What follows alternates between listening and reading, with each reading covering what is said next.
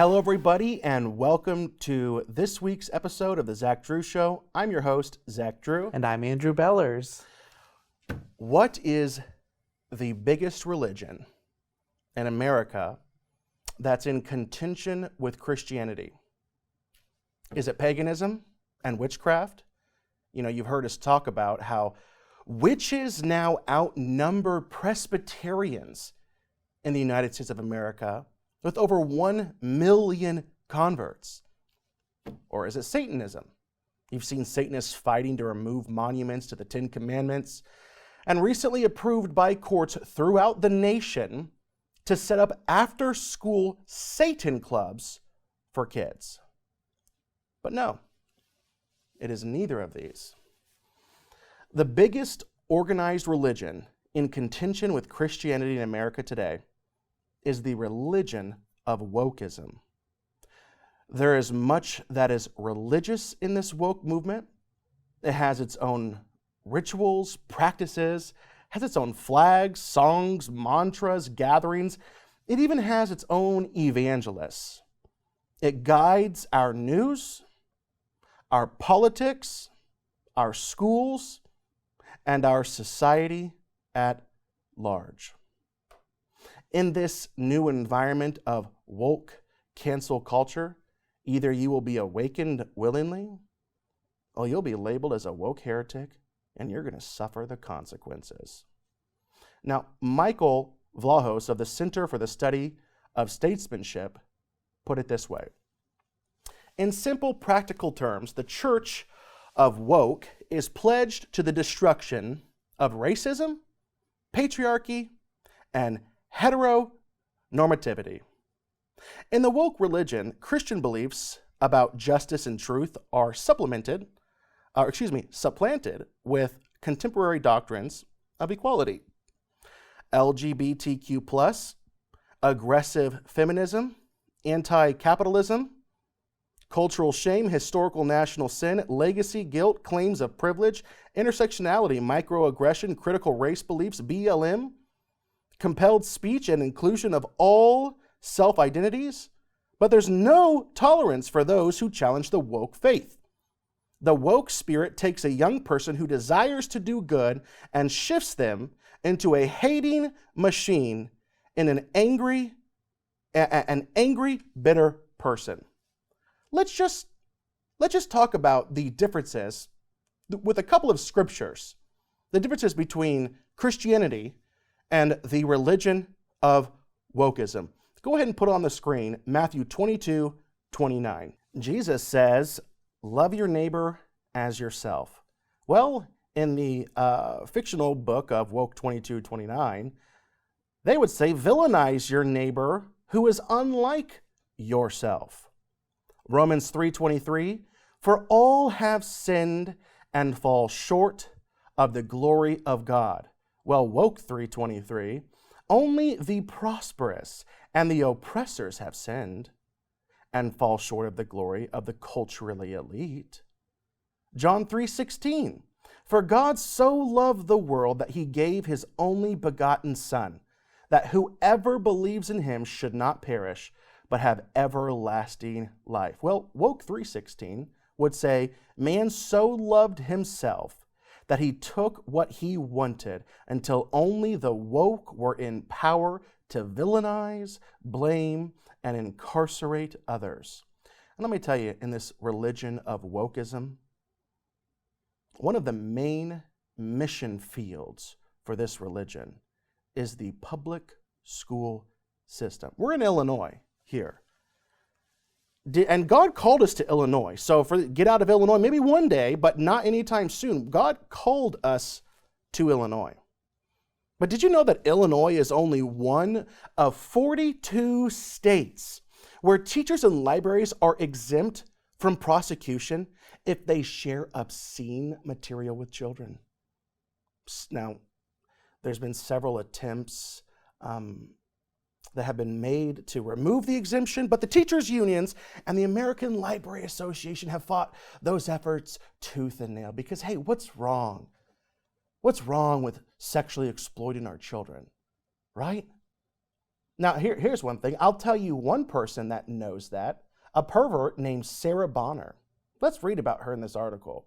Sarah Bonner is a teacher at Hayworth Junior High School in Hayworth, Illinois, a small rural community a few miles south of Bloomington, Illinois. And it's actually, it's about 40 minutes north of us. No, pretty darn close. She's been a teacher for almost 20 years. The controversy arose when she held a book tasting. It says, really, a book tasting? You know, I think book tasting just sounds gross. Yeah. It reminds me of, like, you know, when we were reading about blood soaking. I feel like blood soaking, book tasting, it sounds gross. Now, this involved Bonner going to a local library, picking out several dozen books on topics she thought might interest her students and bringing them into class. One of the books she selected was This Book is Gay, written by Juno Dawson. I probably agree with her. Dawson is now a transgender woman, which means he's a guy. He has the organs of a male, okay? He wrote the book a year before he transitioned. Now, the book is an instructional manual complete with illustrations on how to engage in all manner of gay and lesbian sexual activities. I'm not going to read those activities. They're in the article, but the instructions are detailed and step by step. This is the same book that we talked about a few shows ago, where they're literally teaching kids how to use dating apps. Grooming children. Yeah. The literally definition of grooming children. That's right. When some of the parents found out about this, they became incensed and called the police. They complained that the teacher had shown their children obscene material, for which most adults, it would be a crime for them to do. So incredibly, it is not a crime for teachers or librarians. Because here's the thing. If you went to a park and showed kids obscene images, you'd be labeled as a pedophile, you go on the sex offenders list, and you go to prison. That's right. Hey, but guess what? If you're a sweet little librarian, oh, they get a pass. They get the hall pass, right? Now, it is not hard to understand why so many people are in favor of introducing how-to manuals on both gay and straight sex to children, when you realize that there are a large number of adults who believe that children of all ages have a God-given right to experience sexual pleasure whenever they choose, as long as it's consensual. These adults also believe that sex is not binary, but a continuum. Straight, gay, trans, two-spirit, bisexual, attracted to children, all normal. Of course, this is a lie. You know, I was watching a TikTok the other day, and a man was asked, do you believe people are born gay? And he said, no, absolutely not. I do not. He says, well, that's what one of the arguments is that they're born gay, so therefore it should be legal, it should be okay. And he goes, okay, well, understand this, is that if it's a genetic code, if it's within their DNA and because of that they get a pass, well, some murderers say they were born murderers. Yeah. Some pedophiles would say they were born pedophiles. So if you open up the door to one and legalize it because, hey, they can't help it, it's in their genetic code, then what does that say about murderers and pedophiles? Yeah. You can't do it. The logic doesn't hold up. Now listen, I don't have to tell you that they are targeting children in school, but they're also targeting, I'm thinking about what Disney's doing, they're targeting them everywhere, even outside of school. Yeah. And based on the way that Target stocks have tanked past week, there's a good chance that you've probably heard about this story. But if you haven't, it's wild. Let's get into it a little bit. Here's the article headline. Target becomes the latest target of anti-woke boycott as it sells Satanist pride. Satanist pride. LGBTQ plus products for kids. This is just a bullet point list of some of the items that they're introducing for this year's Pride line. Pride onesies and leggings for toddlers. I'm sorry, but the word pride and toddler should never be in the same sentence. Swimsuit tops that are in the kids section that have, quote, a light binding effect, and swimsuit bottoms that are, quote, tuck-friendly construction. Now, there's a good chance you don't know what that means. What that means, light binding effect, is to hide breasts, and light tucking effect is to hide genitals. And for children. And they're extra small, and they're with all the kid stuff right next to it. Let's just keep going. Shirts in the kids section again that say, quote, trans people will always exist, and quote, super queer. They also have little girls' skirts that have the trans flag on them. This is the display. It's front of store, right when you walk into Target. Well, it was. We'll get to that. Target hired a designer. This is where a lot of this controversy came from, who goes by the name Ab Pralin or A.B. Pralin, however you say it. So they're the ones that created these ads, designed them? Yeah, it created the products, and designs. Okay. Yeah, the designs on the products. And this guy, you can see his previous work if you go to his social media, and it includes messages like trans witches for abortion. Quote, time's up for transphobes. Quote, we bash back. And that design actually had a nice little mace on it. And then, quote, join my gay cult. This is the guy that Target thought, this is a good guy to be designing our stuff. This guy's a real winner for the kids. And it gets worse. This is a quote that he put on his social media. Satan loves you and accepts who you are. Holy cow, I didn't know that. That's insane. He said LGBT plus people are so often referred to as being a product of Satan or going against God's will. So fine. We'll hang with Satan instead. Oh my gosh. Satan respects pronouns. He loves all LGBT plus people. That's crazy. So the items created for the Target line include a, quote, we belong everywhere mini messenger bag, a, quote, too queer for here tote bag, and a cure transphobia, not trans people sweatshirt, all listed as Pride adult clothing. These are all the items that are designed by this guy. So the backlash has been so severe that Target is actually starting to take down these displays. First in southern states, that's where it began, but now it looks like it's going all over the nation. Here's the headline. Target holds emergency meeting over LGBTQ merchandise in some stores to avoid a Bud Light situation. And the article says this. A Target insider told Fox News Digital that many locations, mostly in rural areas of the South, have relocated Pride sections to avoid the kind of backlash Bud Light has received in recent weeks after using a transgender influencer in a promotional campaign.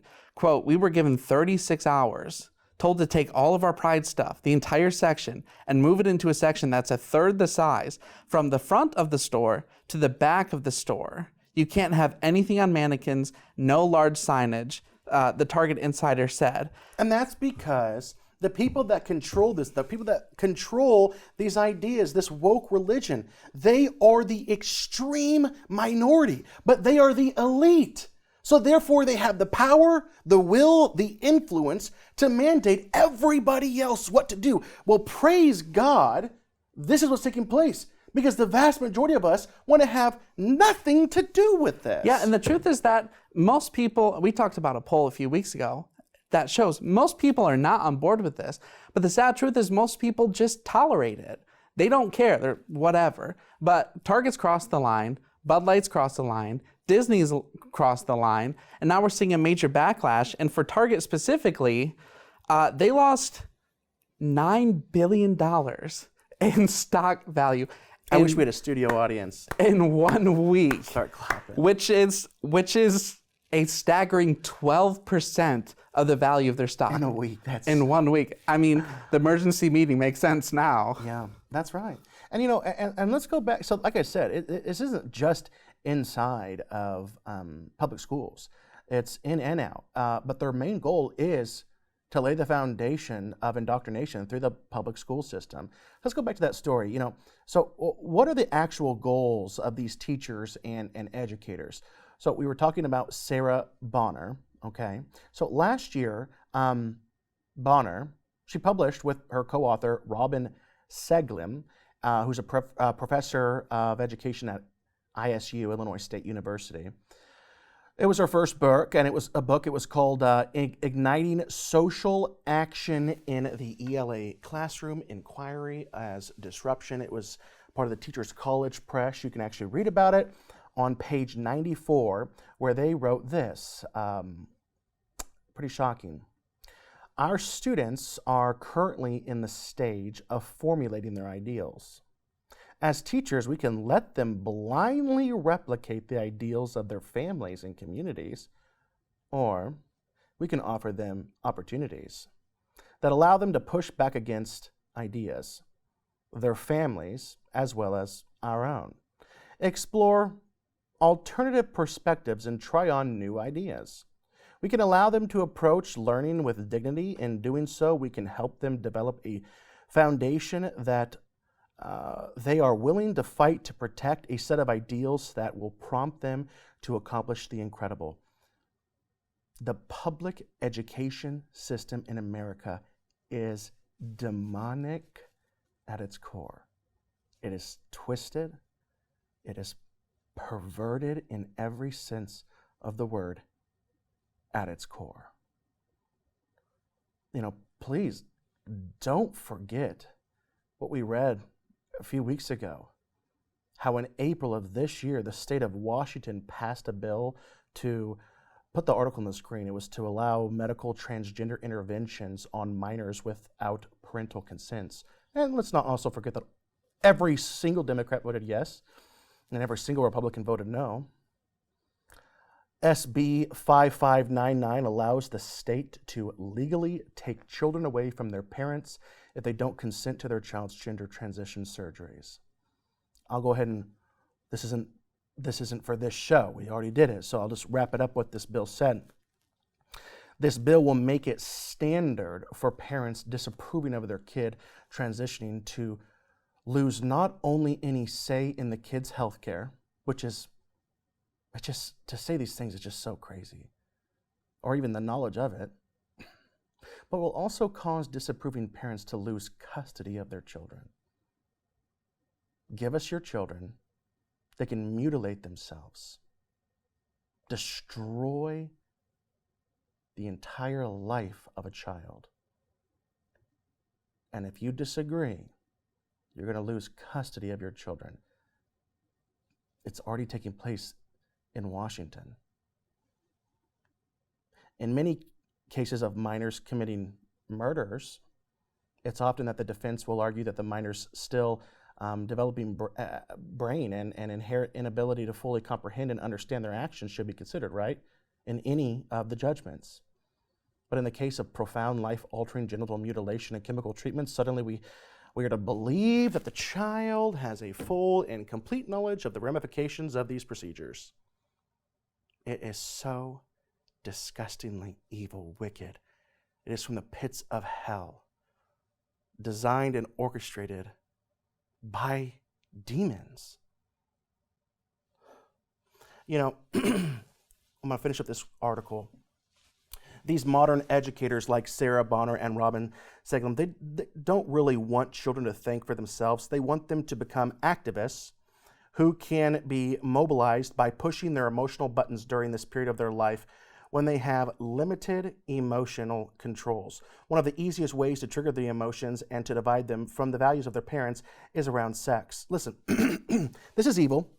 Like I said, I'm going to say it again. It's wicked, and every single demonic policy and sexualization of our children can be traced back to Satan's playbook, okay, written by a man possessed by demons named Karl Marx. This is all cultural Marxism. And it's funny sometimes to think like all these bad things are happening. Well, it's Marxism. Well, it's Marxism. Well, it actually is. It actually is. Isn't it? It's not just like a trigger, some sensational word, all a bunch of Marxists. It actually is. From critical race theory to the 1619 Project to the transgender movement, from climate change to the WWF's Great Reset to the UN's 2030 agenda, it's all rooted in Marxism. Did you know that at the end of World War I and the creation of the Hungarian Republic, communist Bela Kun controlled Hungary? During this time, communist Gregory Lukács took control of the education in the new nation. He introduced perverse sex education, and according the Yugoslav historian Victor Zita, this is what he had to say about it. This is what he did.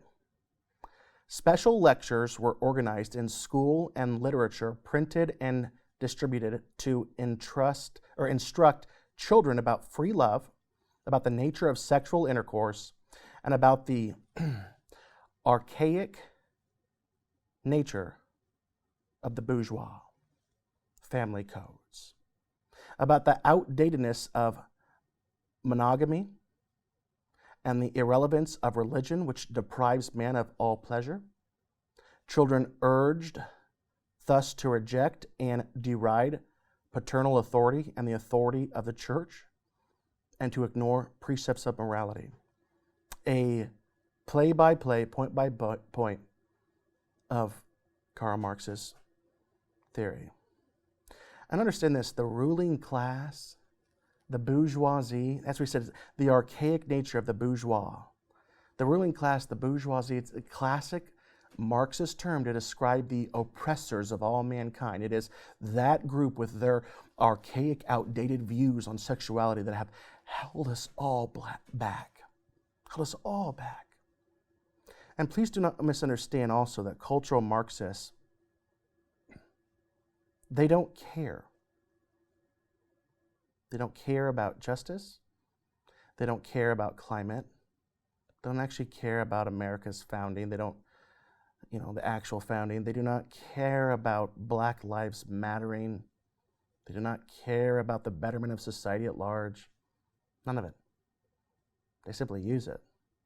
They use it, exploit it. They use all these things to shepherd mankind to a system in which only they prosper and everyone else suffers. Quick little history lesson before we continue what the Word of God has to say about the categories of Marxism.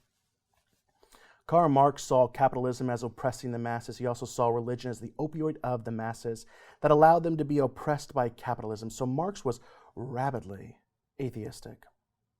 The goal of Marxists in America is to get us to an atheistic, post-capitalist society. That will only be possible by destroying the term called the cultural hegemony. Cultural hegemony refers to the domination or rule, maintain, and hopefully this definition is on the screen. Through ideological or cultural means, it is usually achieved through social institutions which allow those in power to strongly influence the values, norms, ideas, expectations, worldview, and behavior of the rest of the society. So what they deem as the cultural hegemony is those who that have control and power. But they get to choose who they are and why they're evil. So in the liberal mind, in America, if you are white, male, American, cisgender, straight, able-bodied Christian, those 7 points, you are the enemy. You are the target. You are the cultural hegemony, the oppressors that must pay reparations, be brought low and destroyed, so that whoever they deem as the oppressed can go to the top. And then in 50 years, they'll switch it again. And then 50 to 100 years, if the Lord would tarry, they'll switch it again. Back and forth, so that the few can remain in power and oppress everyone else. White. If you aren't white, the Marxists will exploit you. You're evil if you're white. If you're male, the Marxists will exploit you. If you're American, the Marxists will exploit that. If you're cisgender, which means you simply identify as male or female, they'll exploit it. If you're straight, if you're able-bodied, if you're a Christian, they're exploited. And everybody who is not those 7 things, is a minority according to them. If you're not any of those 7 things, whatever one it is, you're a minority. And everyone who is that is a victim, and everyone who is not that is a victim of the cultural hegemony established by those individuals, which means everybody who is not that is at war with that, and everybody who is that is privileged. And the more of those boxes you tick off, the more privileged you are. It's totally anti-God. The sexual exploitation, from what we're seeing, the genital mutilation, everything we talked about, from CRT to climate change, everything that is encompassed within the woke religion is anti-God. It is anti-Christ. I want to end with this. You see, cultural Marxism creates an exhaustive list of categories and subcategories of people. But in God's eyes, there are only two groupings of people, two categories. One, those who have loved his son Jesus, and the other, those who have ignored him, forsaking the free gift of salvation. One, those who walk the narrow road which lead to life, and the other, those who have traveled down the broad road that leads to destruction. One, those that on the day of the great white throne judgment who deserve to be in hell, but by the grace of God and no merit of their own, but the merit of him who lived perfect obedience to the law, will be forgiven of their sins against a holy and righteous God, not because of any good things they did on earth, but because of the atonement Jesus made on the cross. And the other, and those that will stand before God at the great white throne judgment, who will receive a just verdict to be condemned to the lake of fire for eternity. On that day, there will be no successful appeal by the guilty. There is no chance at parole. There is no longer any grace afforded to the unbeliever on that day. There will only be perfect judgment. This group, because they have forsaken Jesus, will be left bare before a holy God with no atonement for their sins. And it is impossible for me. It is impossible to over-amplify the consequences of being in the wrong group. And if you can still hear my voice right now, there is still time to be assured of your salvation. If you have not called upon the name of Jesus, if you have not repented of your sins and clung to that cross, do it now. And also, if there's anything in your life that is separating you from Jesus, sin, call it out. Bring it to the cross. He is just to forgive you. This life is but a vapor. James says it's even, based on your translation, a mist. We're here for a while and we're gone. Eternity is forever. That's a long time. Make sure your heart is right with God. Like I said, like I say every week, get into your word, study the word, read it back and forth, get to know and understand who God is. We love you guys, and we're out of time for today's show, and we'll see you next week. I do want to say really quickly, because I forgot to do it at the top of the show, if you would like to donate, please do so. You can call our number at 888-459-5727. Give a gift today. You can also receive prayer there. You can also order our coffee, and you can become a monthly member of the Paul Revere Club and receive the Paul Revere report every single month to your email that has exclusive content from The Zach Drew Show. We love you guys, and we will see you all next week.